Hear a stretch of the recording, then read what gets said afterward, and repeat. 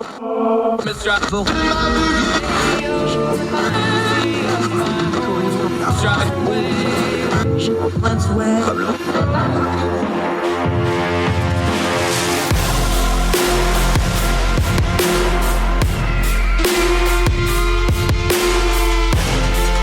your host, Andrew Donaldson. This is Heard Tell.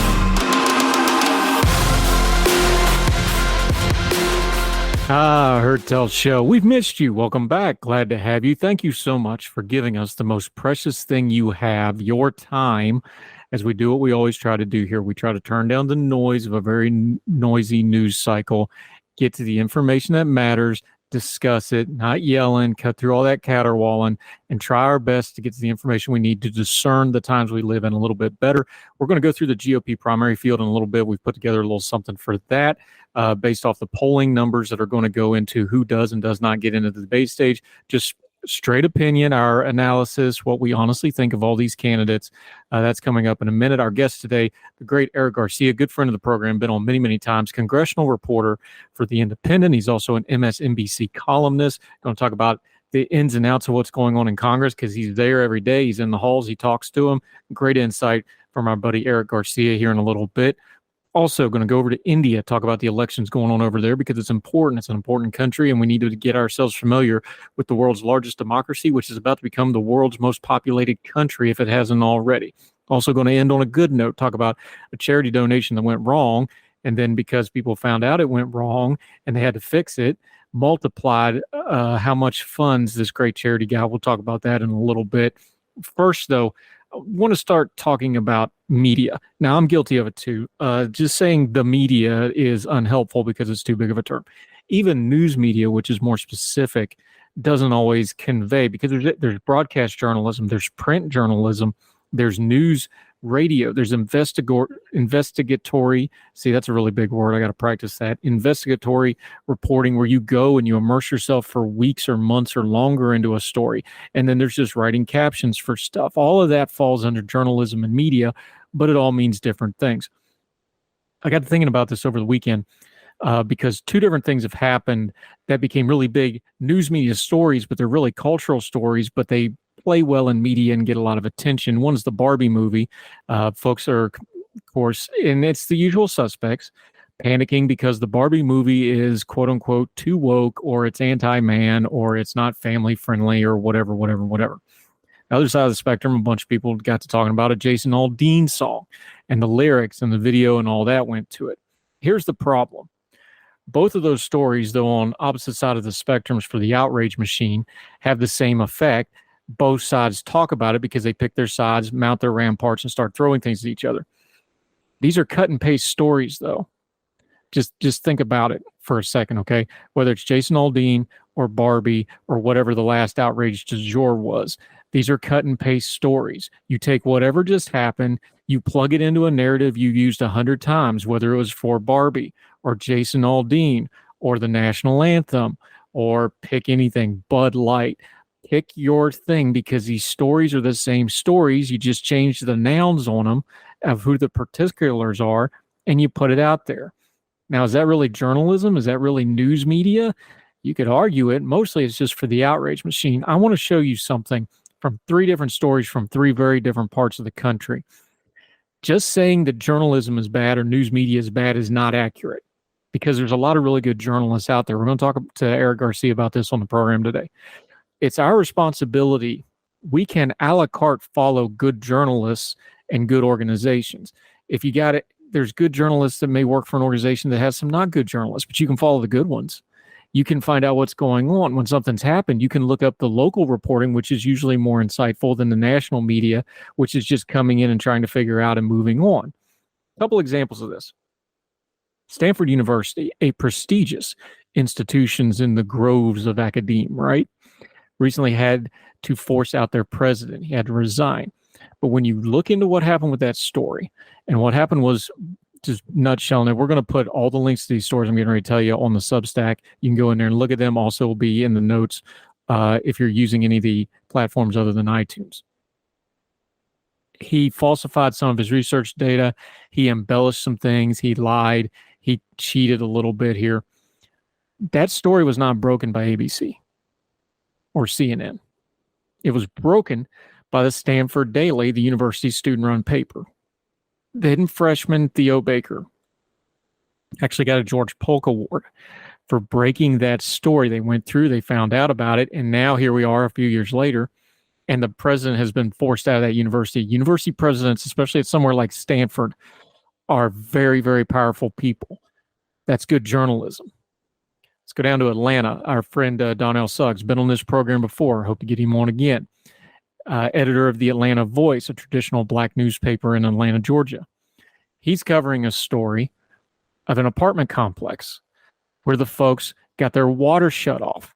And then the code enforcement, because of the rules of that city, the code enforcement showed up and said, well, there's no water. You all have to evacuate by 5 p.m. today. This is in the middle of the morning. You can imagine the panic that ensued for the hundreds of people that lived there. And what it was the owner of the apartment complex claimed there was a whole lot of back due rent, which was probably true to some extent, but the owner hadn't paid any water bills. Now, he blamed the back due rent. They paid it enough to get the water turned back on. The crisis was averted, at least for now. But one thing following Donnell on social media was he was like, this is happening in Atlanta, Georgia, one of the biggest media markets in the country, one of the fastest growing cities in the country. And there was no other press there except him physically standing there watching this and tweeting about it and doing a write-up for his paper about it. Good journalism.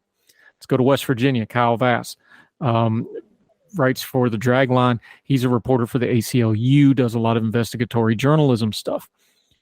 He was covering the Stern Wheel Regatta. That's the big 4th of July festival in downtown Charleston. This is the second year since they've brought it back. It's been extremely successful. Downtown Charleston, they've done a pretty good job in a lot of areas of revitalizing it. It's a big deal, and they were showing the city off.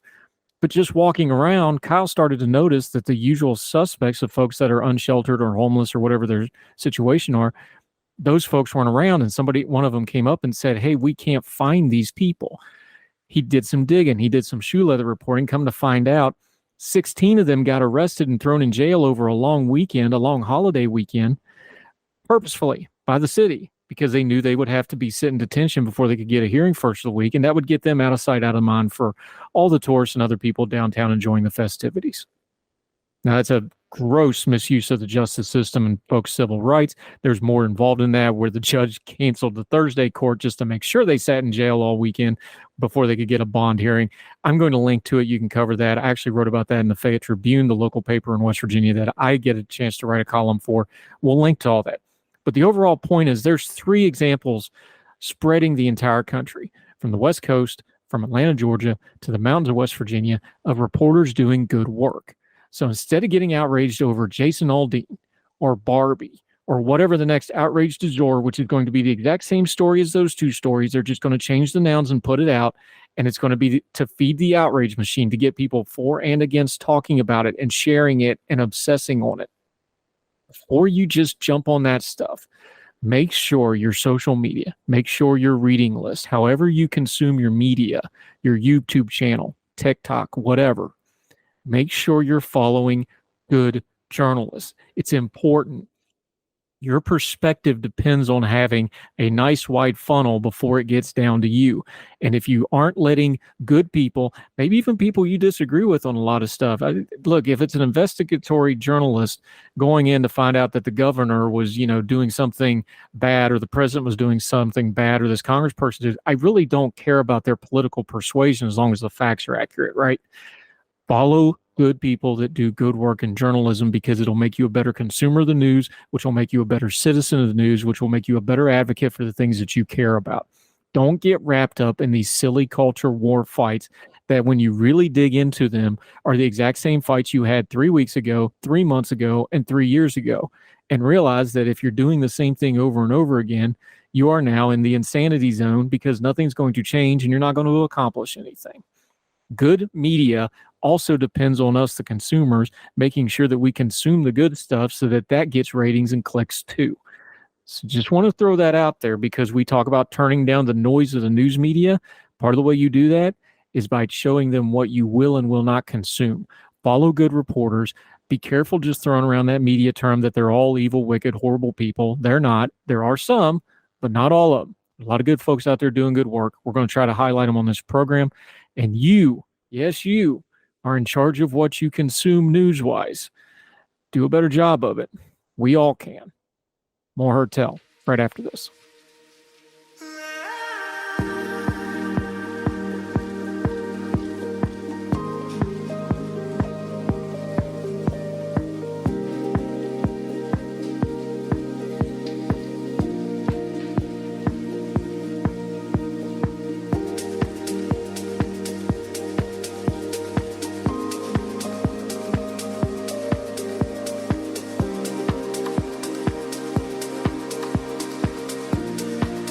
All right, as promised, we're going to go through the 2024 GOP primary field as it exists polling-wise, and we're going to use the Morning Consult poll because that's the first poll that actually goes towards qualifying folks for the August 1st debate, which, by the way, Trump says he's going to skip. We'll see if he really does that. We're going to go through these. I did a full write-up on these in ordinary-times.com, but real quick, my honest opinion, just analysis where I think each of these candidates are. We're going to go in reverse order, and here we go. 2024 Republican primary field. Will Hurd 0%. Will Hurd is somebody I really want involved in politics and would like to see in our government service. He's got a background in intelligence and the CIA. He's a former congressman, really sharp guy, really introspective. He probably has no business running for president. He's doing this for reasons of his own. I'm sure he has a couple issues he wants to get out there. He has no chance. He's polling at 0. I want him in government. I don't want him as the president right now, although I'm pretty sure he could do a better job than most of the other people on this list. He's just not going to get it done in this cycle. Francis Suarez 0%. So the mayor of Miami has jumped on board to the campaign, and everybody's big question was, why? Was this attention seeking? Is this for higher office? He has some problems at home, especially investigatory wise. If you go and dig into all that, you can do that on your own time. However, no, he's not going anywhere in this race. He's probably not even going to make a debate, but there he is at 0%. See what happens with it. Joe Burgum 0%. All right, governor up in the Dakotas. Now, obviously, it's interesting he wants to push things like energy and economy and things like that because there's been a bit of a boom and a bust cycle up there. You had the fracking boom and then it tails off, things like this. He's wanting to get special issues out. He's probably wanting to raise his profile. Not sure what his plans are for after he's governor, but however, here he is. He's at 0% as well. He's also probably not going to make the stage, and we'll see what happens with him. Someone else 1%. Yes, that's right. Someone else is polling higher than the first three poor schmucks that are on this list. Look, if you're polling less than someone else, you should just not be in this race at all. And there's other polling. There's people that, I would vote for anybody else. I would vote for a generic Republican over some of these people. I would vote for a debilitating gastrointestinal disease above these people. Look, these lower people, they're just not going to break out. They're here for their own reasons, and that's fine. That's part of the game. They're allowed to do it. But we don't have to pretend like they're serious candidates that have a chance when they do not. Asa Hutchinson 1%. Speaking of candidates that do not have a chance, Asa Hutchinson is running for a GOP nomination for a party that no longer exists. Pre-Trump, he would have been a pretty decent candidate, although he's not particularly charismatic. He was a pretty good governor and effective in Arkansas in a lot of ways by most measurables. And he's pretty center-right on most issues. Way too much for the current Republican Party that overwhelmingly wants Donald Trump. We'll get to that in a minute. But no, Asa Hutchinson is not wanted by his own party, and it's reflective in the poll numbers.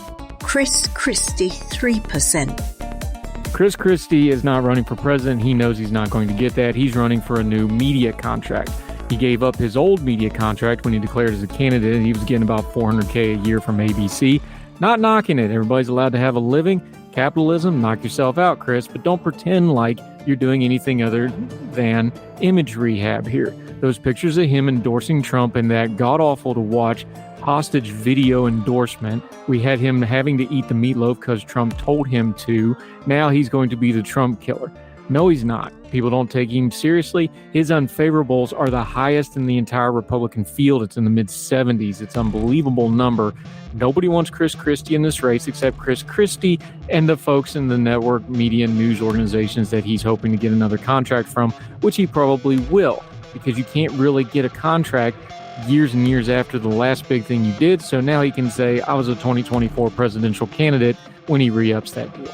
Tim Scott, 3%. Senator Tim Scott. This was another interesting one because a lot of his colleagues really like him. He's well liked in the Senate. He's considered somebody that can get things done. He's pretty down the middle on most Republican things. And he's polling at 3%. He's not going to win either. A lot of the more establishment, moderate Republican folks really, really like Tim Scott and wish he was going to do better. But he is not going to do better. Now, something catastrophic may happen and 3 or 4 people ahead of him may fall off and people converge on him. But this is one of the people the establishment folks really, really want to do better than he is. But he's not. He's at 3%. He'll probably make the debates. He'll present well. He's a very good talker. He's very smooth in front of an audience. But this is probably about where he's going to wind up, maybe a little bit better. Nikki Haley, 3%. All right, the other half of the South Carolina contingent, former South Carolina Governor Nikki Haley. It's amazing. She's a former governor. Tim Scott's a sitting U.S. senator, and they're both sitting in 3rd or 4th place or worse in their own state right now. Nikki Haley's got the same problem a lot of other Trump-adjacent people have. She worked in the admin, so it's not really going to play well that she's going to suddenly go after him, which she doesn't really do except vaguely. Now, at some point, she may have to do that, but it's going to come off weird because she was a part of the administration as the UN ambassador. Nikki Haley is a candidate who looks great on paper. That sounds good. That sounds like a good idea for a candidate. But when you put in the environment, you put in the political thing, you put in the fact Trump's at the top of the ticket, and put in the fact that it's been a while since she was actually in office, it's been a couple of years now, it doesn't work as much in real life. Nikki Haley's at 3% along with Tim Scott. They're going to cancel each other out in their home state of South Carolina and wind up finishing probably 3rd and 4th respectively, if not worse. And that will be that. Mike Pence, 7%. It is amazing that Mike Pence is running for president. Now, I'm not amazed that he's doing it because that was the only alternative he has. He's basically a pariah to wide swaths of that party. He's kind of like Asa Hutchinson. The GOP of years ago would have probably really liked Mike Pence before he was Trump's VP. Here's the problem with Mike Pence. I don't have to pretend that the Mike Pence narrative is what it is, because it's not. Mike Pence hitched his wagon to Donald Trump and stayed on that puppy until the last possible minute, the evening of January 6th, to step off and break with him, and he still won't outwardly criticize him very much. Mike Pence made a calculated decision to buddy up to Donald Trump, and only when it became politically expedient and at the very last possible moment to really make a mess for the country, he decided to do the right thing. No, he doesn't get credit for that. He did the bare minimum. And the thing about it is the Trump people don't respect him any more than the people who are anti-Trump for doing any of that. He's a man without a country and without a party right now. I know he's a Republican. It's amazing to me he's even getting 7%. I doubt that holds up very well. We'll see what happens. But Mike Pence is not going to win this primary. He's not going to win a single state. It'll be interesting to see how long he stays in this race. Vivek Ramaswamy, 8%. Vivek is very interesting because he's not really a presidential candidate. He's got a narrative problem like Mike Pence. I'm not going to pretend like he's a real candidate. He's not. Here's the key. He won't criticize Donald Trump. So what does that tell you? By the way, you can also tell all the back channels on how media interlocking works. Vivek is all over the Trump media back channels because he's on all the shows that are going to endorse Donald Trump. Why do they love him so much? Because he won't attack Donald Trump. He's a surrogate for Donald Trump in anything but name. He's in this race for his own glorification and to get his name out there and to become bigger. Now, people are going to go, well, he's already a multimillionaire. He's not doing this for the money. Yes, rich people, you might want to sit down for this. Once they have all the more money than they can spend, and he does, then they start looking for the next thing. They want power, they want notoriety, they want celebrity, they want acknowledgement on how awesome they was. That's what he's doing here. We shouldn't pretend he's doing anything else. His rhetoric is all buzzwords. He's like a walking chat GPT that just Googled a whole bunch of conservative things to say that sound good. He's about an inch deep when you start pressing him on the matters. He's got some really wacky ideas, and the more he talks, the more he's going to get exposed. Problem is, for the folks that like that sort of thing, he sure does tickle their ears, and they really like that sort of thing. So he's rising in the polls because at least he's different. He's telling them what they want to hear without telling them anything they don't want to hear, like saying anything negative about Donald Trump whatsoever. He's going to get a lot of votes siphoned off other folks, which is just going to help Donald Trump And that's all by design, folks. Let's be adults here. Ron DeSantis, 17%. All right, a lot of media shoveling and written words about Ron DeSantis is already dead and gone. I don't think that's the case. It's not that bad, but we've got a couple months of non-movement. There's no inertia to this campaign. It's right about where it was right when it launched, a little bit less. Now, I don't think the Twitter thing in and of itself really destroyed him or was as big a deal as folks made it out to be, but it was a sign of some things to come. He's not connected. He's got some issues with messaging, but I think beyond all the Ron DeSantis stuff, because he's been an effective governor as far as getting his agenda through. He won by a huge amount in what used to be a swing state. He's pretty much made Florida red. So what's going on here? I don't think it's actually Ron DeSantis himself. I think the premise of his campaign is the problem. The idea that people want an alternative to Donald Trump in the GOP base just doesn't have any statistical facts that we can find right now, at least not in a significant enough number to make somebody not named Donald Trump in a race that Donald Trump is in be in the lead of the GOP primary, which he is by a massive amount. Now, these are national numbers. Those are going to move around. They're not super reliable until we get into the meat of the campaign, especially after we start having the debates. But if you look at the first 4 states, 3 of them we've got pretty good polling in now. Donald Trump's up over 20 points in the 3 of the 4 that we have polling in. Iowa, New Hampshire, and South Carolina, he's running away with this race. It's not particularly close. And DeSantis, while he's sat in second place pretty steadily, he's not gaining on him. He's losing a little bit in some places. And what starts to happen is every little thing you do starts getting picked apart because there's nothing going on. Donald Trump's numbers staying steady.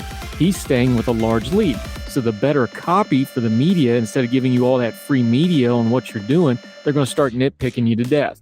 And Ron DeSantis has some things you can nitpick in this environment that's going to hurt him. I'm not saying he can't turn it around. It's just going to be a whole lot harder because now any adjustment you made is going to get played off as, oh, he's failing, so he's adjusting something instead of, oh, they're correcting a problem because some of the folks on his team, this is their first campaign, or so on and so forth. It kind of becomes a circle, and you got to be careful the circle doesn't start circling the drain. Ron DeSantis is running out of time. Yeah, it's early. I say that too.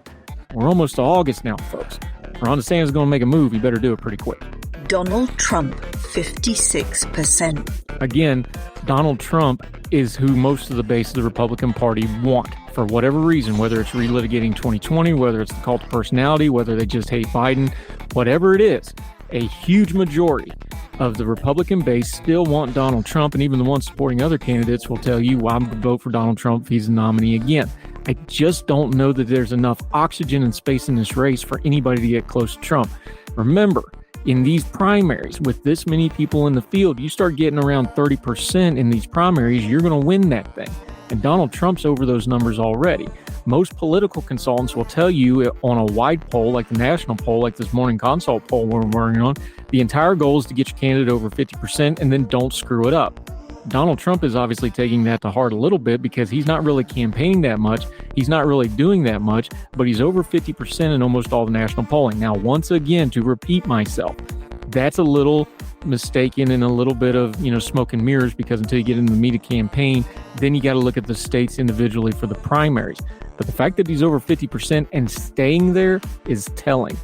Does the Republican Party really want anybody other than Donald Trump? Sure don't look like it right now, and we'll see what happens. All right, that's the breakdown of the GOP primary as it exists in the year of our Lord 2023 for the election that's coming in 2024 here as we start to wind down July. More Herd Tell right after this.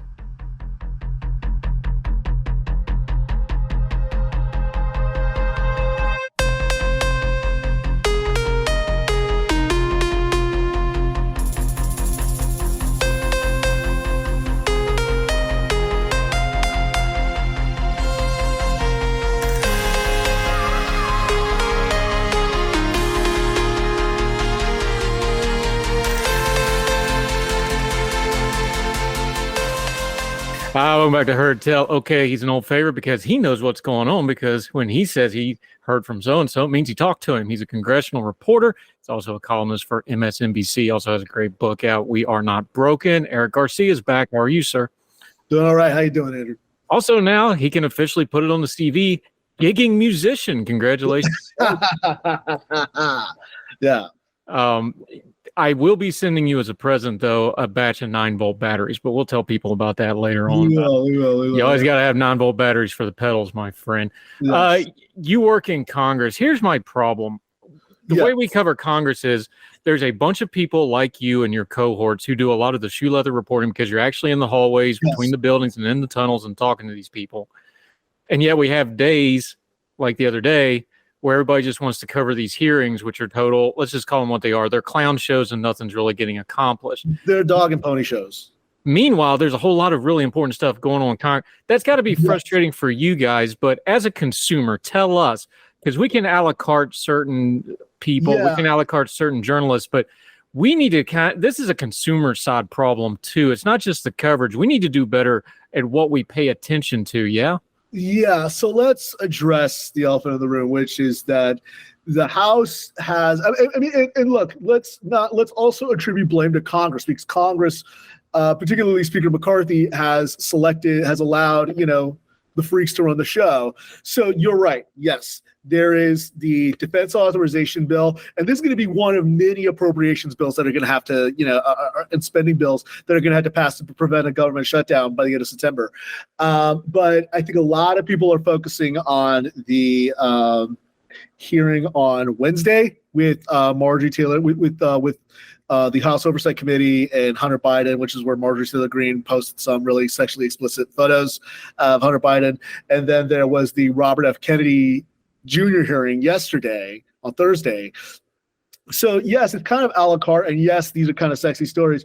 But the big story that I think a lot of people keep selectively, and there are a lot of great reporters who are covering the right stuff, but I think where our attention is going is kind of away from this really important thing, because I think what you're seeing with these spending bills, particularly since Republicans took over the House of Representatives, is they're really trying to enforce their social agenda using government money. So, for example, I think a lot of people might know that right now in Alabama, in the Senate, Senator Tommy Tuberville is holding up military confirmations because he doesn't like a policy where the Pentagon allows people who are stationed in the military in red states to travel to other states for abortions.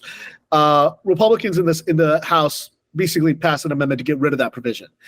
In the same way you're seeing Republicans use, trying to prevent gender affirming care for veterans, or for active duty service members. So basically they're trying to do that. And then the Senate is basically saying, we are not taking this up. We're going to write our own bill and we're loading it up. We're just going to try to have like a normal NDAA. But a lot of Republicans are going to spit that out because they're going to say this goes against everything that we negotiated in the debt limit.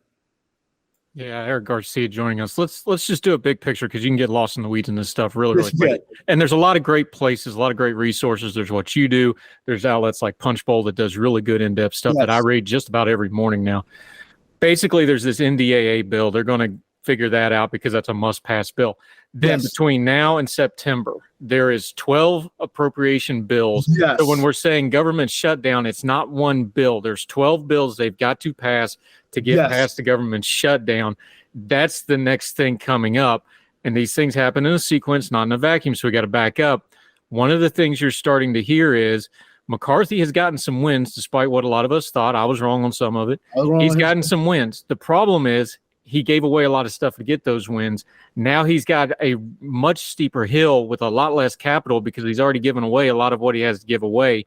Kind of lay the land on trying to get these 12 bills passed, because everybody's putting that overarching term on it, not understanding that there's a 12-step process basically here. Yes, there is. So one of the things that McCarthy said very explicitly in December when he was trying to get the 218 was he said, we are not going to do an omnibus spending bill. He was really mad that on the Senate side, Senator Richard Shelby and Senator Patrick Leahy basically wrote the omnibus spending bill right as they were leaving the Senate.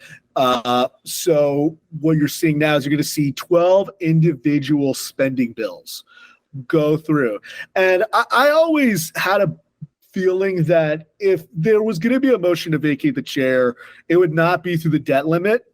I always felt it would be through these appropriations bills, because that's where the actual challenge of abiding by these new spending cuts will face reality. So there are going to be ones for HHS. There's going to be ones for energy. There's going to be ones for education. There's going to be ones for basically all the 12 departments. And there basically needs to, and long short of it, is that they need to abide by it. And now that even though Republicans, a lot of Republicans didn't like the debt limit agreement, they're going to say you have to abide by these rules, and you have to abide by all of the controls that we put in place to give you the speakership. Yeah, and the other problem he's got now is he can't just do failure theater on this one because the Senate has a whole lot of say on this. Yes. The relationship between the GOP House and the GOP Senate, I don't know how you want to qualify it, but it's not good right now. I would say it's almost non-existent. That bad. You would go with non-existent. I think that now take into account the House and the Senate have never really liked each other. There's this old saying that an old Democratic House leader once said, Republicans are the opposition, the enemy is the Senate. But I think that there is very much this feeling on the Senate side from people like Collins and people like Murkowski and people like Graham and even like McConnell, who think that a lot of the proposed defense budget cuts or caps on defense would restrict spending in ways that they don't like. They also don't like the fact that they also want to make sure that there's aid for Ukraine, whereas Kevin McCarthy. So for those who don't know, this is the important part, and you know this when I explain to your readers. Once the House and the Senate both pass their bills, they're going to go into a thing called a conference, and each leader selects members for their conference. So basically, they can come together on a bill, and then they'll vote on it again, and that'll be the one that goes to the White House for signature. Kevin McCarthy put Marjorie Taylor Greene as basically said, "You vote on NDAA, I'll give you a conference position," and she said she wants to zero out funding for Ukraine. That is going to be a non-starter for a lot of Senate Republicans. There are going to be plenty of provisions that Republicans, or if they don't like the caps on spending for defense, the Senate is going to let them know, is going to let the House know that no, we are not going to accept this. Yeah, Eric Garcia joining us, reporter for The Independent. Let's go to the Democratic side for just a second. Yes. Where's Schumer right now? He's got the numbers, he's got the majority, but he's also got his two most rebellious senators in name independent, but still caucusing with the Democrats, Kristen Sinema and Joe Manchin. They're both running really tough races that they are not favored to win as of today. Yeah. So he's got to worry about them. Him and Mitch have a good working relationship, despite what you see in the media. They know how to get stuff done. They do. But this is a thin majority, and he's got some malcontents. What's he looking at all this? Because we haven't really been talking about the Schumer Senate lately. Yeah, I mean, because all the for better or for worse, all the entertainment is happening in the House. The thing with the Schumer is that I think that he is very much attempting to keep the heat on Republicans. I think that Schumer probably thinks he realizes he made a mistake by not having the Senate vote on a debt limit bill and allowing McCarthy to have a lot more negotiating power last go around. But I think now he's really trying to advertise that the Senate is not going to do this tomfoolery with the NDAA. We're adults. I can work with McConnell. And to your point about his relationship with McConnell, a lot of people note that he doesn't have as acrimonious a relationship as Reid did with McConnell, because those two, but both of those, Reid and McConnell were professionals, but they were also political pugilists. And Schumer is definitely a fighter in his own sense. But I think the main thing that you're seeing with Schumer is that he's trying at his core to say we're doing our job. We're not having these dog and pony shows, and we are also going to be confirming just a bunch of nominees. Now, the problem for Schumer right now is you mentioned Joe Manchin. Manchin has so far not announced whether he'll seek re-election, but he's of course really mad about the implementation of the IRA. We're approaching the 1-year anniversary of the deal that he brokered with Schumer. So as a result, you're seeing the chuck wagon had to deal with Manchin opposing a lot of nominees. He's come out against Julie Su, who's Biden's labor secretary nominee. You've seen him come out against. You've seen him vote against a few judicial nominees. So you're seeing that, and then on top of that, Sinema. You mentioned she's running for race. Sinema hasn't even announced whether she'll run again. So, but she's being outspent, or I should say, outraised by Ruben Gallego down in Arizona.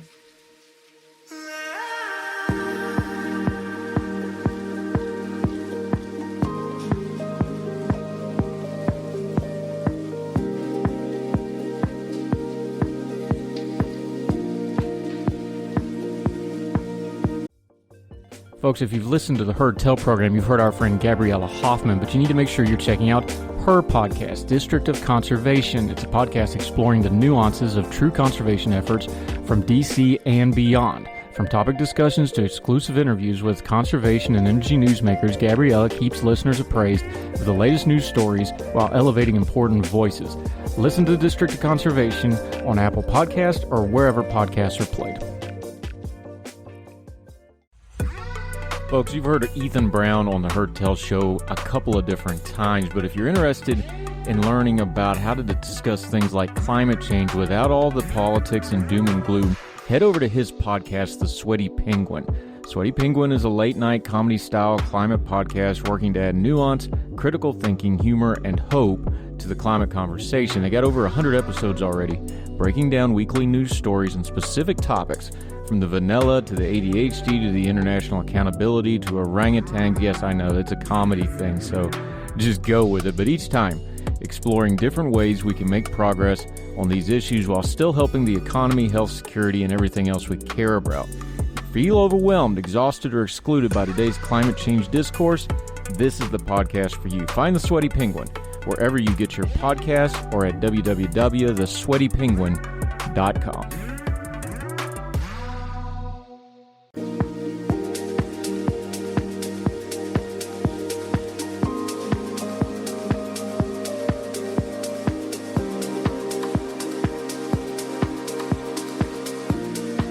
Yeah, you just mentioned Biden too, Eric Garcia joining us. There's been some shakeup in the Biden team who handles the way they deal with Congress, both the Senate and the House. Yes. There was criticism there. They brought in some new people. They brought in someone who's actually got a pretty decent relationship with Kevin McCarthy, at least on a working level. Is there any hope that this is going to again, the election overshadows all this because, look, especially in the House, they legislate 1 year and they run for office 1 year. This is all you're going to get out of them, whatever they're going to do this year. Yeah. The Biden White House has obviously changed tactics a little bit here. Is that going to make any difference? Is it noticeable? It will make some difference, I think, on the margins. But again, the House has just a lot more power because the House has the power of the purse, and that's just how the Constitution is set up. But I think that at the end, the Biden White House, there was a lot. I think they listened to some of the criticism from people saying that McCarthy ran circles around them media-wise, but I think that they thought that during the debt limit negotiations, they felt we can't speak too much because we want McCarthy's people, we want Republicans to accept whatever deal that we do. So we don't want to, do a victory lap and then have Republicans feel like they're eating dirt. But I think that there was almost kind of this implicit understanding that the White House will stay quiet. So that House Democrats could bail out McCarthy. In the same respect, I think that they're going to, as you said, it's not going to make much of a difference now. It's really going to make a difference once the election is over, come December, December 2024, when they have to come to an agreement on raising the debt limit. Yeah, Eric Garcia. Okay, big question. We don't know all the backroom deals that were involved, but we do know there's pressure. The Republican caucus wants to impeach somebody, whether it's Mayorkas, yes, Garland. A lot of them want Biden. McCarthy's smart enough. He doesn't really want to go down the Biden road. I think he wanted to throw him Mayorkas. I think it's kind of trending maybe towards Garland here.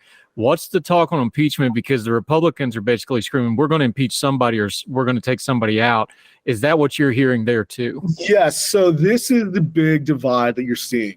So incidentally enough, last month I was talking with Marjorie Taylor Greene, and this was during the divide over whether Lauren Boebert or Marjorie Taylor Greene's vote to impeach Biden would come through. Marjorie Taylor Greene basically said, hey, look, this is the price. This is my price for voting for McCarthy for speaker. And this is my price for voting for that debt limit bill. So I think that at this point, it's starting to lean more toward Garland, just given the indictments against President Trump and against, there was the first indictment that happened in June, and then there's now looks like he's the recipient of a target letter that for his actions on January 6th. So it looks like it's leaning more toward Garland these days. I think that McCarthy and Republican leadership realize that a Biden impeachment is forcing their frontliners to walk the plank.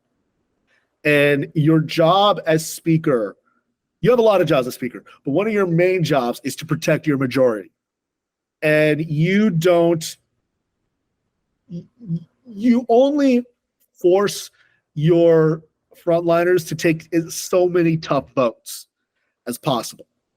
And that was something that Pelosi learned when she had the vote on Obamacare. And I would actually argue Waxman-Markey was a bigger issue for a lot of frontline Democrats back in 2010. But in the same respect, he also recognizes that he has to do what he can to protect these frontliners, but he doesn't have the margins that Pelosi did, or that even Ryan did, or even Boehner did back in the days. Yeah, real quick along those same lines, though, is this impeachment expungement nonsense actually going to make it to the floor or not? Because McCarthy looked like he said it one way and then he said it another way. There was some coverage of that. They're not going to really try to do something that's that much of a ready-made campaign ad, are they? That would be it. I think McCarthy recognizes that would be an electoral disaster. There are many criticisms of Kevin McCarthy, many of them I've made, but one of them is that he actually does keep an eye on how districts are working and how districts are acting. And he's an absolute political junkie. But I think that he recognizes that this would be suicide for frontliners, and his frontliners and people like the moderates or the problem solvers have said this will kill us. So I don't think he would go down that route, even though someone like Elise Stefanik would very much like to, and Marjorie Taylor Greene would very much like to. But I think that he's recognizing, he's trying to do with the wink and a nod, saying, I would like to do this, but we just can't do it. And I think that you're seeing that, and I think that's the way he's going to split the difference. Yeah, and walking that tightrope will get real interesting if Trump becomes the nominee. So we'll keep an eye on that. Eric Garcia carving out a few minutes in his very busy schedule for us. We appreciate it. Let folks know where they can keep up with you, because you're writing at The Independent, you're writing for MSNBC, you're covering Congress, you're playing music, you've got a book out that's in paperback now. Tell folks where they can keep up with you, my friend. You can follow me on Twitter at Eric M. Garcia. You can follow me on Threads at Eric M. Garcia 14. You can follow me now. You can follow me on Blue Sky, Eric M. Garcia. You can buy my book, We're Not Broken, Changing the Autism Conversation. It's always great.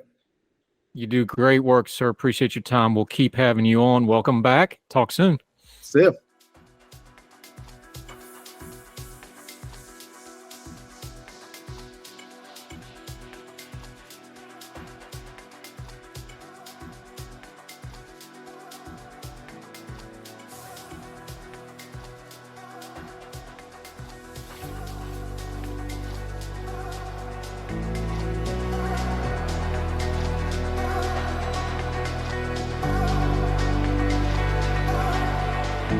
Welcome back to Heard Tell. Let's go over to India real quick and talk some Indian elections.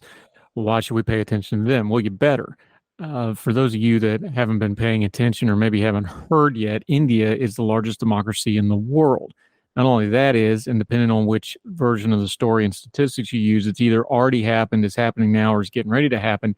India is going to pass China in population. This is a growing country, and to use a sports analogy, their ceiling's a lot higher than China. China and a lot of their policy stuff they're doing right now, both foreign policy and economic policy, is they know they've got a demographic problem. No matter, even though they have such a massive population, they're trying to get rich before they get old. Their population is getting old, which means economically they're getting towards the ceiling of what they can do economically. India, with its massive population, is nowhere close. It has a lot more potential. So think about it like if you're talking about a draft pick for a sports team, you can get somebody who's really big and good right now, but they're right at their limit and they're going to start tailing off, or you can get this upcoming country that has a ton of potential if they handle it right. That's where India is at right now. Now, I don't know a lot about India politics, but we're going to reach out to some folks we have because we need to start learning about this stuff. It's part of how the world works. India being that big and India being a democracy, even though they got some internal issues, which we'll get into some other time, they are a very important ally to America for a lot of reasons. Their positioning in the world, geographically, their positioning in the world with their population, all sorts of good reasons for us to make sure our friendship with India is strong. So we need to pay attention to what's going over from time to time. One of the reasons I like our friends at elections-daily.com, they've been on the show many times over the years. I read their stuff all the time. This one's from Farron Sarif, talking about something interesting here. Now, the ruling party over there, the NDA, that's Prime Minister Modi's party. The opposition groups have done what you do when you start getting desperate, because the NDA is going to probably win their third term here coming up in these elections. So all the other opposition parties, or at least 26 of the major ones, are banding together to try to form a unified front to go against the ruling party. And they came up with an acronym of India. Yeah, I know it's not terribly creative, and we won't go through all this, but I'm going to read a few pieces of this. You can please link, I'm going to link to it in the Substack notes and in the notes on the program. Make sure you look all this up and read through it. The ruling India, where the D stands for Democratic, was a bit of a problem. So the main highlight of the two-day meeting was the forming of the name of the alliance. After some discussion, the opposition parties formally named their alliance India, INDIA, Indian National Development Inclusive Alliance. I know it's not terribly creative, but what are you going to do? Originally, the word development in the alliance was supposed to be named Democratic. This was rejected because the opposition parties did not want it to sound familiar to the ruling NDA, where the D stands for Democratic. Other names that were proposed in the naming of the alliance was Indians Main Front, We Are India, Indian Progressive Front. However, the name India was formally decided upon by Rahul Gandhi, and the 26 opposition parties agreed to this. Sharif goes on, he writes quite in depth here about where they're going to do good in certain regions, where the India Alliance might have some success, where they may not, especially in some of the more populated areas. We won't go through all this, but I just want to make you aware of it. Countries like India, you need to pay attention to, because this, for the next 20, 30 years, they're dynamic, they're on the rise. China's going to start hitting their ceiling and then start somewhat of a decline. We know the American system, we've kind of got a mess on our hands. We know Russia's got their hands full and is diminished because of the Ukrainian war, and China's enveloped with that. These are all moving pieces we need to pay attention to so we can understand the world we live in. So go to elections-daily.com, read about this upcoming election in India, our ally over there, growing part of the world that we need to keep an eye on. We'll do more Heard Tell right after this.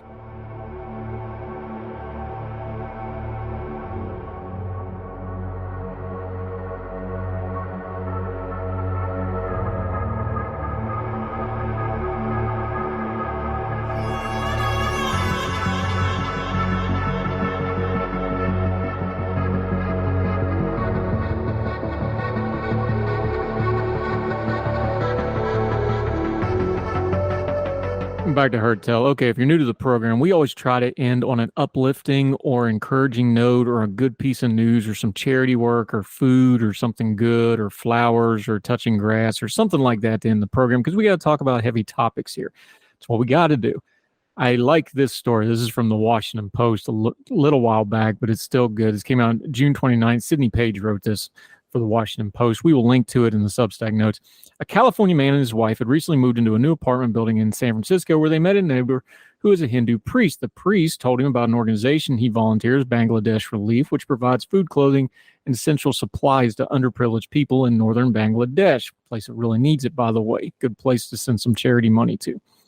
The man decided to donate to the priest's GoFundMe campaign and settled on $150, thinking that was about the right amount to do.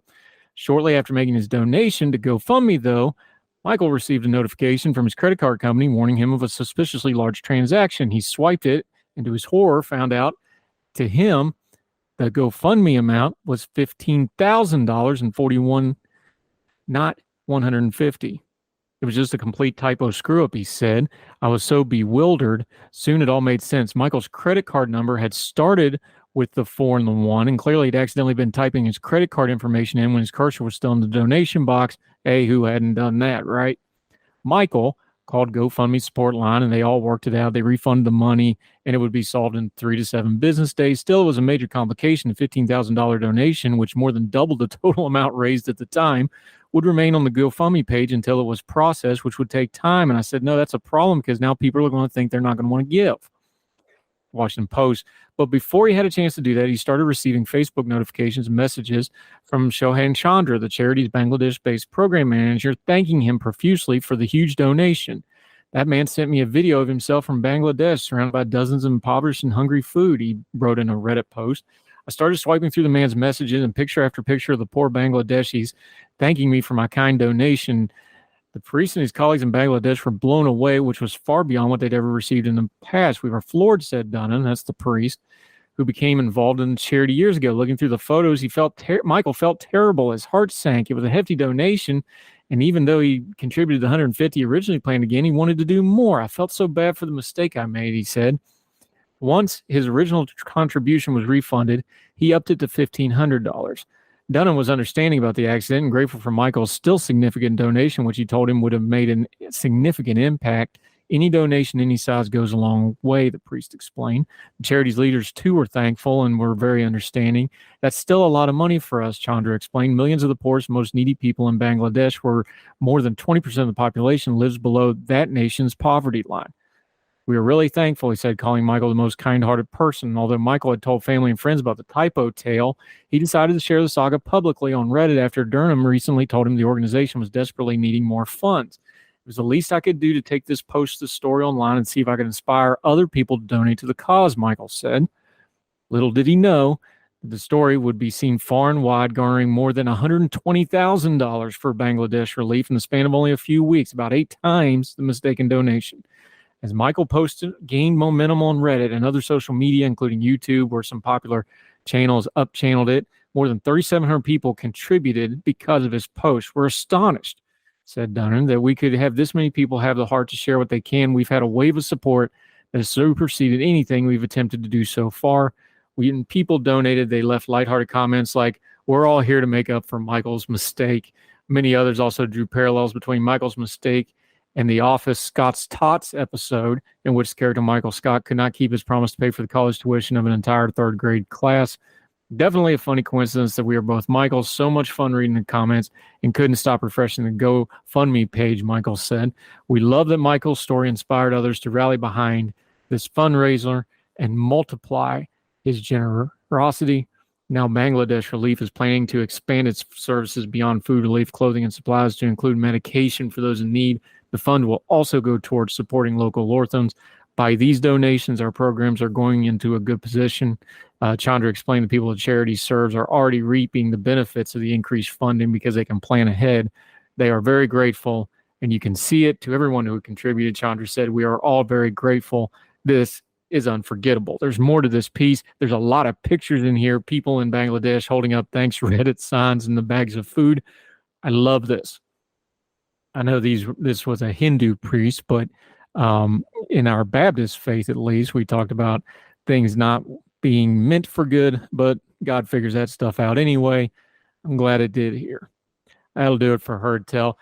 We do have new stuff if this is your first program in a while, since this is our first program in a while. Heardtell.substack.com. One-stop shopping for everything we are doing, whether it's my writing, my media appearances, some of the archive stuff. We're going to slowly start updating the old archive Heard Tells on there. There's over 600 of them, so it's going to take a little bit of time. We don't want to crash everything. We'll add those in. We'll also be bringing some of my old writing there, but it's all going to be one-stop shopping, especially with Twitter, which has been our primary source of social media and peer-to-peer advertising, getting very unstable lately.